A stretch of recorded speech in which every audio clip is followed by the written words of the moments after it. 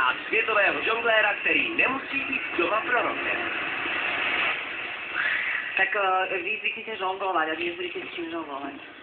Tak dneska som si pripravil takú špecialitku, bude také bizarné žonglovanie, ako zvyknem občas ukazovať. Tak dneska som si pripravil takéto nejaké 3 vecičky, ktoré sa volajú sekery. No a keď sa všetko dobre vydarí, tak mi aj ruky ostanú. A nám hlava hodne by dostala. Myslím, že dosť veľmi postupila, aby sme si nejak uškodili, takže netreba sa niečo báť. Tešte sa. Dámy a pánové, Milan Roskop. No, začínam.